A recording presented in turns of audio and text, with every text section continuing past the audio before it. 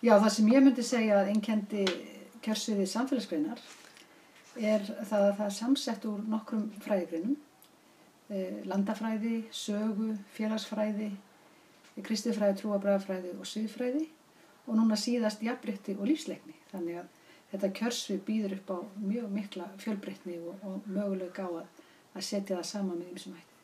Já, ég kenni sérst námskeiðið samfélagsgreinakennsla 1 sem er undirbúningur fyrir vettvangsnám og kennslufræði samfélagsgreinanna og Ása Helga Ragnarsdóttir, hún kennir þetta námskeið með mér og það sem má segja að við leggjum áherslu á í okkar kennslustundum er að virkja nemendur. Við reynum að nota fjölbreytta kennslaaðferðir, okkur finnst skipta máli að nemendur taki þátt í kennslustundunum með okkur og það sem við erum báðar reyndir grunnskólakennarar líka, að þá reynum við að tengja það eins og við getum við raunveruleikann út af vettvangi, semst að tengja saman fræði og framkvæmd. Hérna lærum við hvernig á að lifa inn í samfélaginu, hvernig við eigum að sýna sjálfum okkur virðingu fyrir öðrum og það er hlutverk samfélagsgreinanna er að kenna okkur á lífið. Þannig að basically þetta eru langmikilvægustu greinarnar innan grunnskólakerfisins. Ég lít svo á að samfélagsgreinarnar séu kjörinn vettvangur til þess að fá kennarnema til þess að átta sig á hvað felst í því að nota fjölbreyttar kennslaaðferðir í námi og kennslu þannig að nemendur séu virkir þáttakendur í sínu eigin námi.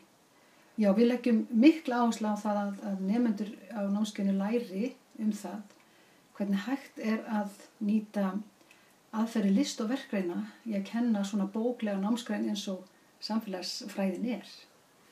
Og við leggjum áherslu á leiklist, við leggjum áherslu á að nýta myndræna tjáningu, munnlega tjáningu, skapandi ritun og við leggjum líka mjög mikla áherslu á að nemendur læri það á námskeiðinu að samfélagsgreinarnar bjóða upp á mjög fjölbreytt viðfangsefni. Að það er ekki nauðsynlegt að kenna bara bókina, heldur að benda þeim á og þjálfa þau möguleikunum á að nýta allskyns fjölbreyttar kennslaaðferðir við að kenna þau viðfangsefni sem falla undir samfélagsfræðina í grunnskólanum. Kennaranámið er skemmtilegt, krefjandi og í sífelldri mótun. Það stoppar aldrei.